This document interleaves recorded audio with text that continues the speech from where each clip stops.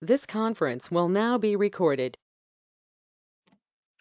Hi, everybody. This is Regina Feeney, librarian and archivist and public historian at the Freeport Memorial Library. Today, I'm going to be talking about bars in Freeport.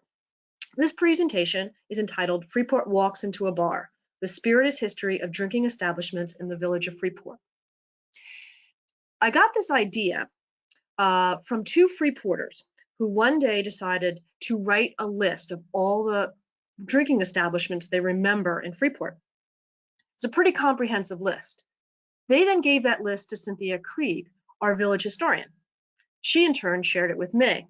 And I remember looking at this list thinking, there's got to be a program in here. So I took the list, transcribed it, put it into Excel, and using our digitized newspapers and directories, added addresses and additional names. I got the title for this presentation from a really good book entitled by Christine Sismondo, and it's entitled America Walks into a Bar, A Spirited History of Taverns, Saloons, Speakeasies, and Grog Shops. This book is not a celebration of drinking, but what it does is it talks about drinking establishments and how they've impacted the United States and its culture and even its democracy. So that's what I'm going to talk about in the beginning of this program. I'm going to talk about where drinking establishments, how they fit into the village of Freeport's culture and history. In order to do this, I needed to figure out how I was going to research bars, because bars, that's a modern term, right? So I had to figure out what was the vernacular in the 18th and 19th century. And back then, words like tavern, inn, hotel, and house were associated with places where people could get something to drink. So once I figured that out, as a person who loves history, I always try to go back to the first occurrence of something. So my goal was to find the earliest reference to a place where someone purchased and consumed an alcoholic beverage. And I was trying to find any account of that. And I think I found it, and I think you might be really surprised. It turns out to be Freeport's first public school. A.J. Smart, who was a lifelong Freeporter, attended that school in 1838. And as an older man in 1900, he talked about that school. And he said how there was a tavern near the school, and there was some sort of hotel to the north of the school where the teacher would send one of the boys to go pick him up a mug of beer, and he would drink that mug of beer in front of his class while teaching his lessons. And he described Freeport in this way in his recollections. He said, Freeporters knew no moral or religious restraint as a people. Their highest pleasures were found in the convivial associations of rough physical sports and in and about the taverns, which were numerous. So I wanted to find where possibly this student would have gotten his teacher a mug of beer. We know that just north of the school, which is on the triangle of Church and Main Street, there was a hotel or inn that sold alcohol. So that's a possible place. And here we think we have a picture of it. This is the Tavern of Benjamin Smith. And it was located on the east side of Main Street and Broadway. And one of the other things that Smart said was that the country hotel or tavern in ye olden days was not so much for the comfort of the traveler, but as a place of amusement and entertainment of the community, where frolics were wont to be held. So that was one possible location where the student could have gotten his teacher some alcohol. Here is another one. This is the store of Rayner and Mead, and sometimes it's described as a store, sometimes it's described as a hotel. But we know this was located somewhere between Pine Street and Church Street near Main Street. And it was said to have been kept by Riley Rayner and John Mead. And this is how Smart described it. Its stock was not large, but answered the people's necessities: dry goods, boots, shoes, and hardware. And last but not least, we are sorry to say, the indispensable annihilator liquors. Now, one of the things that happened at this location, as you can see from this ad, this is where your stagecoach would come and pick you up and take you to Hempstead. There was a stagecoach that came to Freeport at least 3 times a week. You were then taken along up to Hempstead, where you could get another stagecoach into Brooklyn.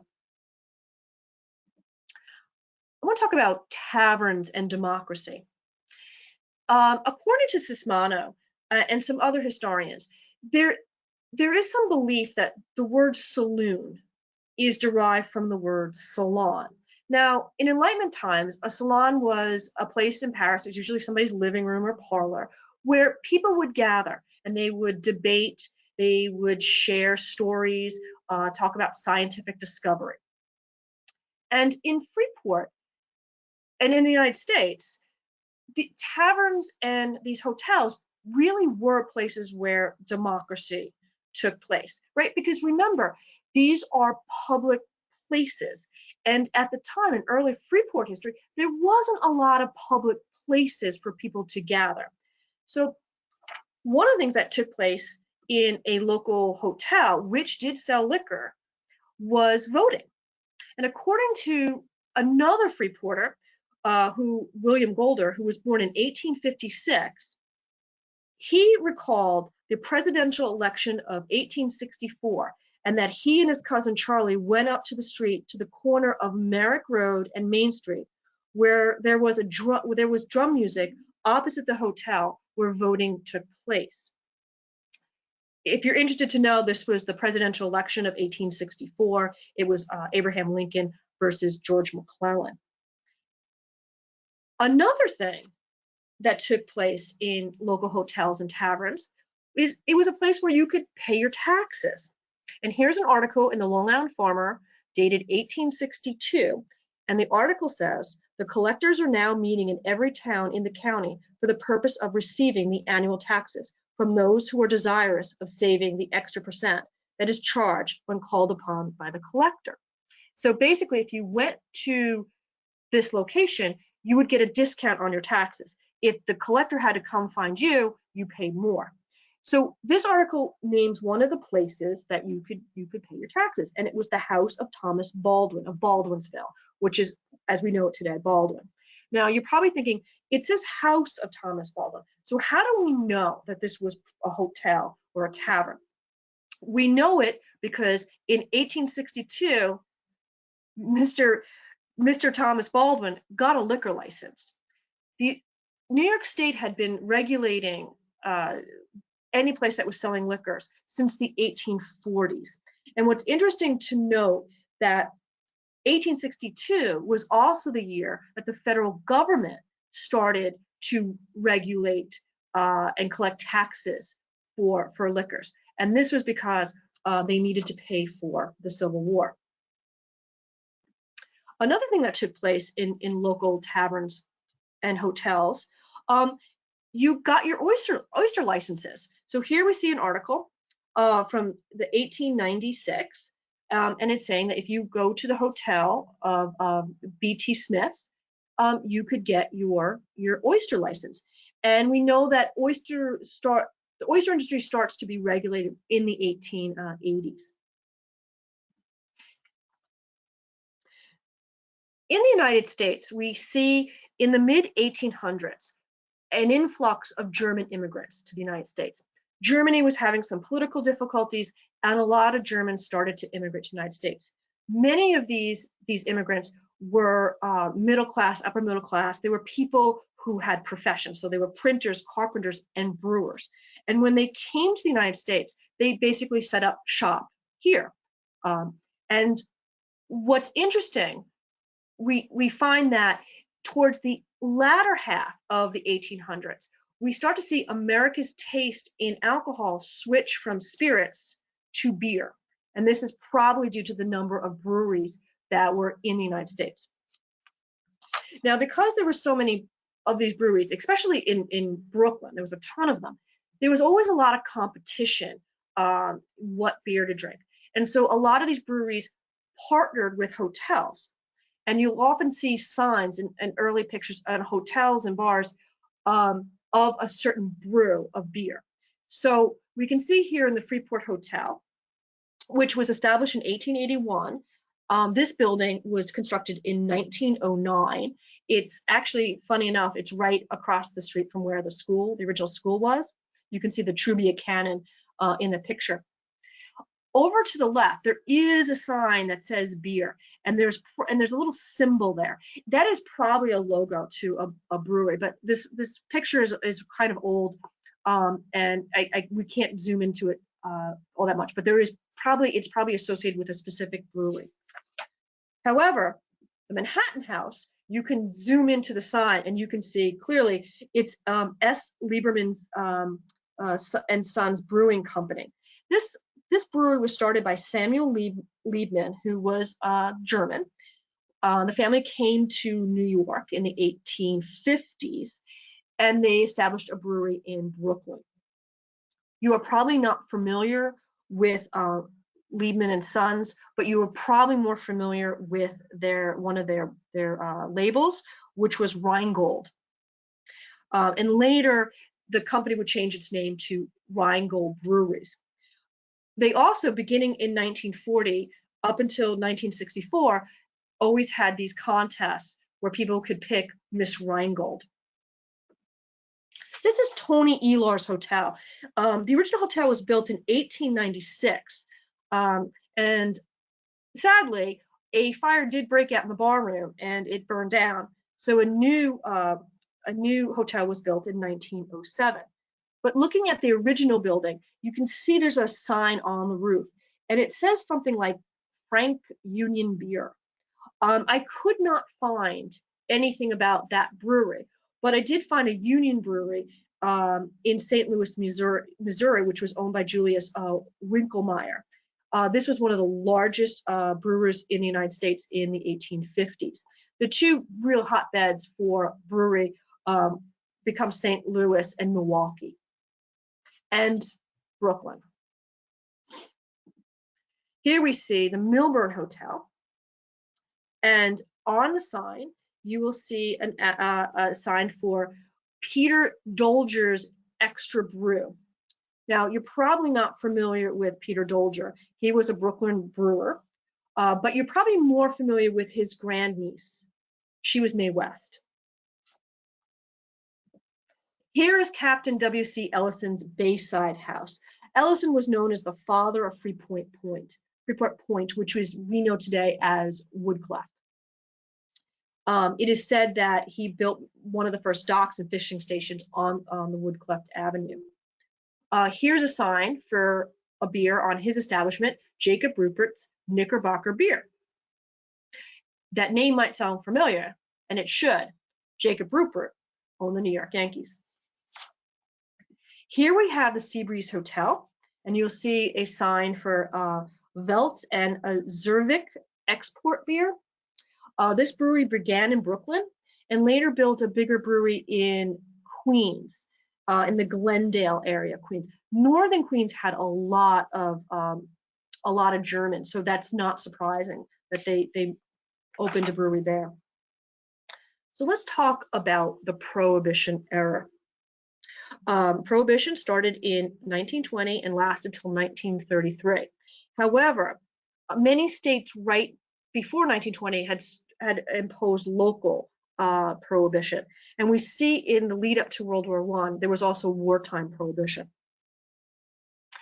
This is Schwab's Tavern, again right near the triangle where Trubia is. Schwab's Hotel was also known as the Boulevard Hotel or Schwabies. It was located on Church Street and Olive Boulevard, which is now Sunrise Highway, and it opened in 1910 by Louis Schwab and his wife. According to newspaper accounts, the local excise commission denied the hotel a liquor license in 1917. So instead of running a bar, he opened a chop suey restaurant. Later, Louis Schwab was arrested for serving creme de menthe to soldiers. Schwab contended that he only served alcohol-free mint cordials and near beer. And the military police also accused Schwab of committing acts of disorder, such as singing, piano playing, and loud language after midnight. So he's arrested. He's defended by George Morton Levy, a famous local attorney here in Freeport, who would later go on to defend a lot of people during Prohibition. Levy was able to get Mr. Schwab acquitted, but then it gets really kind of weird. The head military police officer, Sergeant Richmond, later marries the Taverns head cabaret singer. Schwab's didn't survive into World War I. It did go out of business, and the establishment became a World War I canteen where soldiers and sailors could meet. No alcohol was served there. Here's the Norwood. It was located on Casino Avenue and was built in 1908 by John J. Randall. In addition to guest rooms, the hotel had a bar room, a billiard room, and a dining room. In 1921, 4 Prohibition agents raided the hotel and found half a pint of liquor. Dominic Ferreira was the owner of it, and he was arrested. And it's interesting to note that Dominic Ferreira is arrested multiple times during Prohibition. This location later burned down, and it became the site of Casino Pool. And that was torn down in 1976 and became the South Bay Condominium Complex. This is the Silver Wave Hotel. And during Prohibition, it was owned by Otto St. George. And it was said that it had a full mahogany bar. And it was both headquarters to bootleggers and revenue agents. And the famous Prohibition agents that came through here were Izzy Einstein and Mo Smith. They raided this place during Prohibition. Here we have the 300 Club, which was located at 300 West Merrick Road. In 1926, a waiter from this roadhouse shot his employer, Mrs. Nellie Watson, and her friend, Henry Koth. He shot them because he had just gotten fired. And you might ask, why did he get fired? Well, he refused to wash Miss Watson's 2 Pomeranian dogs. After shooting his employers, the waiter held himself a taxi and he got driven to the police station where he turned him in. While the police were investigating the establishment, they found several $1,000s worth of booze, including champagne, scotch, Irish and Kentucky whiskey, cordials, various wines, and beer. The waiter's defense was that he didn't want to play chambermaid to a house dog. He also contended at his trial that they overcharged their patrons. He said that most of the customers of this place were refined people, and the only person to get thrown out was a drunk policeman. Mr. Koth is believed, that the owner with Mrs. Watson, it is believed that he might have at one time worked for the Revenue Service because he seemed to always know who to bribe. It was also came out in the trial that many Nassau County political officials hung out here. This is an ad for the Alpine Hotel. It was located on the southeast corner of West Merrick Road and Bayview Avenue. It started in 1912. In 1923, bottles of scotch, rye whiskey, Jordan's gin, and wine were found hidden in old clothes in the nooks and crannies of the attic in the hotel. Its owner, William G. Schultz, was later arrested, and that same year, the hotel burned down. Okay, we'll talk a little about a hidden speakeasy that we, a few years back, uncovered. As you know, I'm a public librarian, and I work with the public. And we often have a lot of colorful characters that come through the library. So one day I'm sitting at the reference desk, and this woman comes to me and tells me that she has a speakeasy in her basement. And I'm thinking, well, that's nice. But she's now very insistent that I come and see it. And I'm thinking to myself, you're a complete stranger, and you want me to come to your house, to your basement. And I'm thinking, no, I'm not doing that. But she's very insistent. And so I call for backup. I call Cynthia Krieg, our village historian, and Ken Bellafiore, the library director. And we go off to northeast Freeport into a basement, and we find a closet. The story was this woman and her sister inherited this house from their aunt. Their aunt bought the house in the 1960s and had passed away. She recently had passed away. The nieces inherited the house, and they were preparing the house for sale.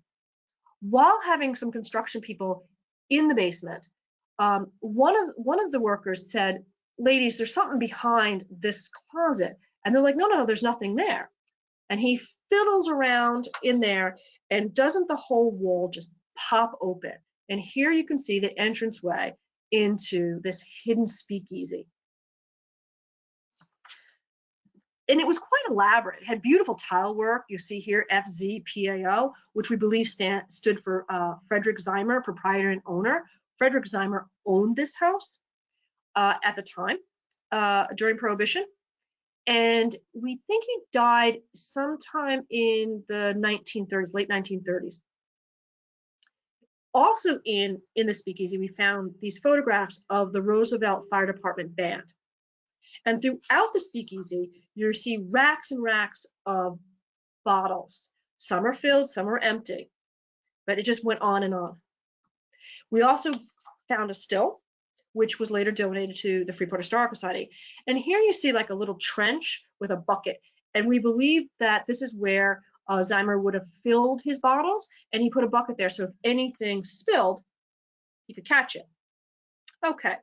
So that's sort of the history of bars. But now I want to go and go through some of the bars that we had on our list and show some photographs of them. So I divided Freeport up into sections. So let's start with establishments north of Sunrise Highway. So here we have the North Main Street Bar. It was located at 159 North Main Street. Here's the Freeport Manor, which was located at 35 North Main Street. This establishment later became the Spouter Inn, Taste of Honey, Disco, Inter-America, and Calzan. Here is the Celebrity Club, located at 77 East Sunrise Highway. It was known as the Cotton Inn when it first opened. Its claim to fame was that in 1948, Paul Robeson, a prominent civil rights activist, singer, and actor, appeared at this club as part of a political rally. The establishment remained the Cotton Inn until 1949, when new ownership reopened it as a venue and called it the Celebrity Club. Howard Babe Hicks was the bartender, and in the 1950s, it was advertised as a showcase of talent. In 1952, a cigarette left in a garbage can caused a fire that resulted in $10,000 in damages. This is the only photograph of an establishment we have in the section of Freeport known as Bennington Park, but many former Bennington Parkers always recall stories about two places, the Ram and the Nest. Here's Foy's Bar and Grill. It was located at 20 Brooklyn Avenue, and its motto was, "Every day is St. Patrick's Day." And its other motto was, "The finest in beverages mixed with the finest of friends." Well, those friends get in trouble in 1988 when it was Wiggins Pub.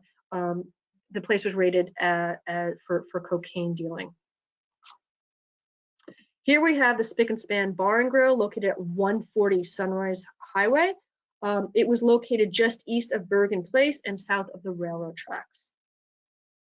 Here's Fuzzy's Cocktail Lounge, located at 38 West Sunrise Highway. It looks like many of those establishments, it also had an entrance on Railroad Avenue, and it was owned by Florencia Fuzzy Stewart, who was a very, very fascinating woman. She was born in the South. She later became the chief medical records librarian at the Astoria General Hospital and was very much involved in medical librarianship. She opened a place in St. Albans and later opened Fuzzy's Cocktail Lounge in Freeport in 1962. She later married and her husband opened another establishment in Roosevelt.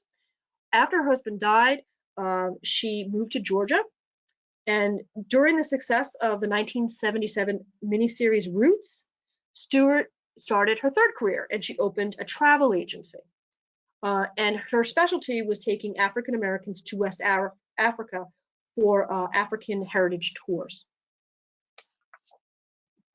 This is just a map of Ulmer's Brewing Company. We have found this on a Freeport map, and you can see there's Ulmer's Brewing.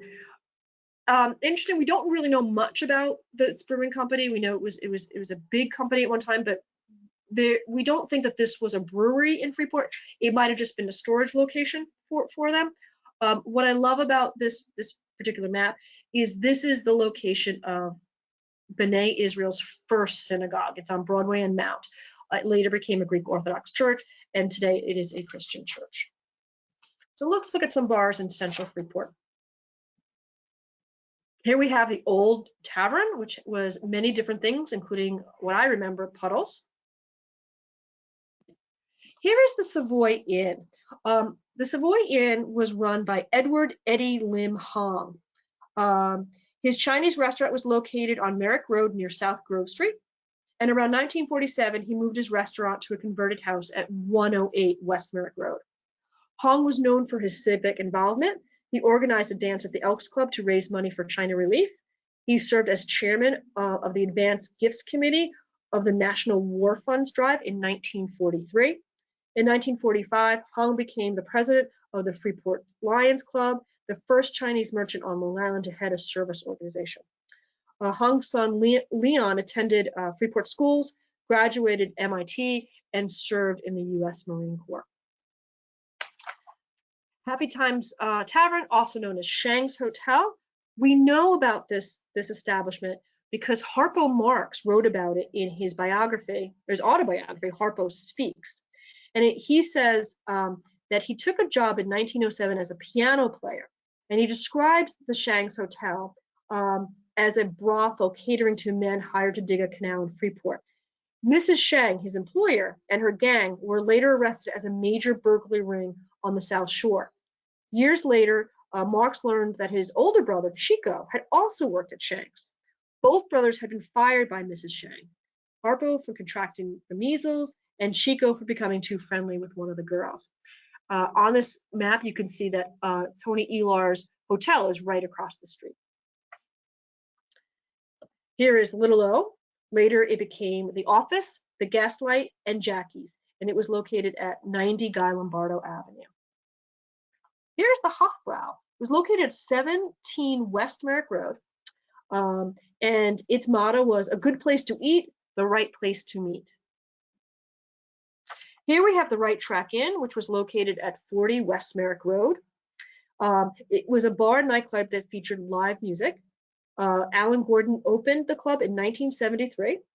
Right Track Inn featured original bands rather than top 40 cover bands. The Stray Cats, the Ramones, and Taylor Dane were among the many musical acts that performed at the Right Track Inn. Here's the stop. Don't know much about it except that it was located on South Main Street. Here's the Crystal Lake Hotel. It was built in 1899 and could accommodate 150 guests. It was located on the northwest corner of Guy Lombardo Avenue and Southside Avenue, and the Frost family were the longtime proprietors. Later, it became the Shorecrest Hotel, and sadly, it burned down in 1958. Today, it is Gennard House Co-ops. Here we have the Elks Club. The Elks Club opened their first clubhouse in 1912. The location was where Domino's Pizza is today, on Merrick Road and Guy Lombardo. The ground was broken for this building in 1924, and in this building it featured a bar, a dining room, and a kitchen. It later became the site of Elks Plaza. Now the Elks mourned the passage of Prohibition by holding a mock funeral with an effigy of John Barleycorn, which they paraded through the streets of Freeport in a 100-year-old hearse. After the ending of Prohibition, The American Legion dugout, which was located on Sunrise Highway, you can see right back to back with the Methodist Church. They celebrated the end of Prohibition by putting together a firing squad. So these Legion members put together this firing squad, and they shot an effigy of Old Man Prohibition. I don't have a picture of the Stadium Tavern, but I do have this article. It was just like Wigham's in 1988. It was raided for cocaine dealing. Let's look at some bars south of Atlantic Avenue. Here we have the Old Firehouse, which Old Firehouse Gathering Place, that had a few different names. This firehouse was once the home of Hose 3, which was organized in 1895. Their first firehouse was located on Atlantic Avenue, and this firehouse was constructed in 1916. Here we have the Homeport Bar and Grill, which was located on South Main Street. So here's the Lights Club. Lights Club stands for the Long Island Good-Hearted Thespian Society. They opened this clubhouse in 1916 on Fairview and Branch Avenues. This photo shows one of 3 bars located inside the clubhouse. This bar was located halfway up the tower and required guests to wear a jacket and tie. Now, some of the members didn't like that. So they opened another bar in the basement that did not have a dress code, and that bar was referred to as the Pigs Club. Here is a 1981 photograph of the Galley, which later became DQ's Sports Bar and the Tipsy Inn. Here is the White Elephant, located on Atlantic Avenue. We know it today as Shamrock South. The Freeport Yacht Club was founded in the 1930s by members of the Freeport Fire Department. They were looking for a reasonable price yacht club. This ship served as their first clubhouse. It was located in Woodcliff Basin at the site of the old Playland Park. And this ship was a former submarine tender for the U.S. Navy and is often referred to as the concrete boat. Leota's East Point House was established in the 1920s by John Leota. And just interesting to note, the Northeast Civic Association began holding its annual dinners there beginning in 1922. In 1948, the restaurant was purchased by Guy Lombardo and renamed Guy Lombardo's East Point House. Since 1933, this area of Freeport was controlled by the town of Hempstead. Lombardo's brother-in-law, William Frey, operated the restaurant until his death in the 1960s. After Frey's passing, the restaurant was leased to a restaurant chain, which opened the East Point House only in the summer. The restaurant failed to open for the 1970 season, and a week before the restaurant was set to be demolished, the building was destroyed by fire in August 1970. Due to the lack of fire hydrants in this area, the fire department was forced to pump water for the canal during low tide. This fire was considered very suspicious. In 1978, the property became part of Guy Lombardo's marina. And here we have a picture of Guy Lombardo for an ad for Schaefer beer during a parade. The Sandbar was originally located at 436 Woodcliff Avenue. After a fire in 1957, the Sandbar's owner, Walter Voigt, reopened his restaurant at 255 Hudson Avenue. Voigt's plans to build a 52-unit hotel and restaurant in 1961 on Hudson Avenue never came to fruition. Betty Creighton and Pearl Goldwasser became the new owners of the Sandbar in 1966. Other restaurants that have occupied this location include the Windjammer, Water's Edge, Trudy B's. The building was raised in the early 2000s, and plans to construct a residential housing on the site have failed. This is the South Shore Yacht Club. It was incorporated in 1907. A year later, the clubhouse was opened on the west side of Randall Bay and West End Avenue. The clubhouse was rebuilt in 1946 after a fire burned down the original building. The club went bankrupt in 1973. The property was purchased by the Seacrest Construction Corporation, and it became the Salty Bay Yacht Club. The building was destroyed by fire again in 1993. Okay, let's talk about some bars on the Nautical Mile. This is the Seagull, Don't really know that much about it, except that this bar also rented boats and sold bait. Here we have the Helm. The Helm was a bar and restaurant located at 524 Guy Lombardo Avenue. The Helm was established in 1969 by Patrick Patsy Cotagola and Nancy Rea. The restaurant was known for its hamburgers and its decorations of hats suspended from the ceilings. It's sad to note that Jerry Cotonola, Pat's son, died at the age of 20 as the result of injuries while fighting a fire. He was a volunteer fireman, and that occurred in 1978. And a painting of Jerry hung on the walls of the Helm. In the 1960s, Pat Rea worked. Nancy Rea also worked at the White Rooster restaurant. Some people might remember that. That was in Merrick. This picture was taken of the Helm after Hurricane Irene. Here we have the Beacon House. It was a restaurant and bar located at 436 Woodcleft Avenue. Duke Rizzo was the owner, and it was the original Sandbar restaurant, which I had said before moved to Hudson Avenue in 1958. In 1960, Dolly Dimples was identified as the mixologist at the Beacon House. And later, the restaurant became Murray's Surfside Six. And on Wednesday nights, the restaurant called itself the Playroom, and it featured a guitarist, Tom McMahon. Here we have the Poop Deck. The Poop Deck was owned by George Viderick and his wife Edna, and was opened in 1943. The Videricks purchased this established bar, then known as Knipes, for $5,000. They were originally going to name the bar the Bow, but settled on the Poop Deck. Joe Elliott was the bar's longtime manager and friend and companion of Edna. It was reported that some of its guests included Yul Brynner, Victor Moore, Dan Daly, Pat Boone, and Guy and Lily Bell Lombardo. A television personality, Arthur Godfrey, was said to have mentioned the Poop Deck on his television program. After Edna passed away in 1999, the Poop Deck was demolished and E.B. Elliott's was constructed on the site. Here we have the Nautilus.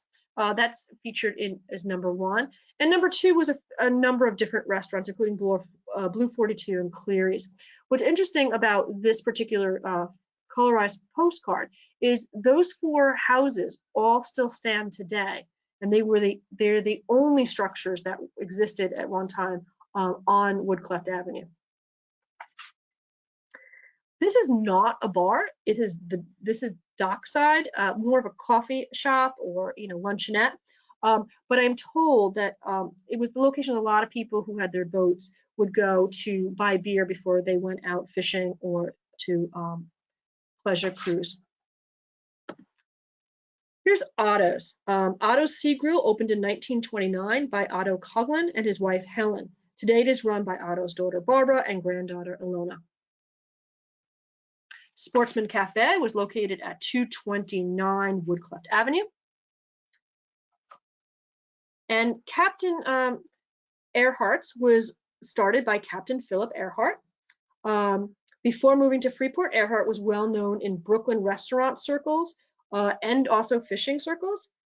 He ended up moving to Freeport and lived here for 20 years. He was also skipper of the Lydia R, an open party boat.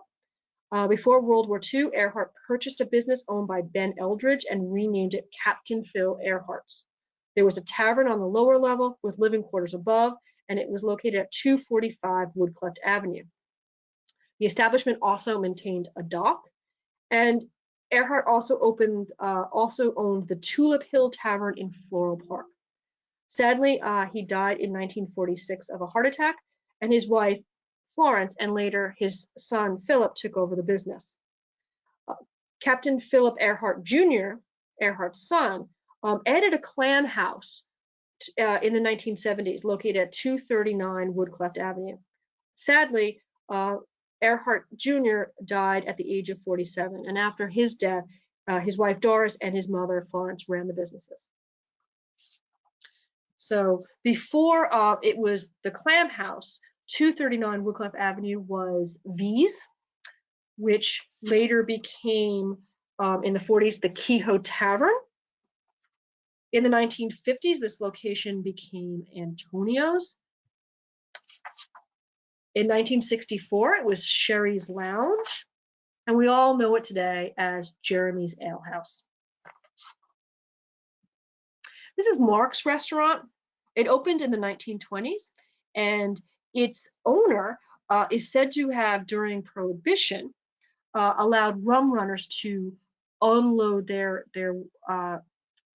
liquor on his docks, and he charged $1 per case. And this was located at 435 Woodcliffe Avenue. Later, it would become Renee's Woodcliffe around 1946, and it became the Ship's Inn in the 1950s. Most people will remember it, though, as the Schooner. The Schooner opened at this location in 1971. It was owned by Frank Feeney and Ted Gaeta. And they also owned the property that later became the Wharfside condominiums at 725 Miller Avenue. In 2010, the Schooner opened Cabana 435, an outside bar. Sadly, Hurricane Sandy caused significant damage to the schooner, and the building was condemned and torn down. So that concludes this presentation. But if you want to see a list of all those bars that I've mentioned, please go to this URL. And if you want to do some more research, you can find our newspapers here at that URL and our collection of historic photographs. If you want to know more about Freeport during Prohibition, I've created a site that looks at local speakeasies and rum runners. And just general information on Freeport history you can find at the Freeport History Encyclopedia. And there's another resources guide that will help you with things like how to research your house. So you can check those out. Okay, everybody, I just want to thank you so much. I hope you enjoy this presentation, and I hope you're all staying well.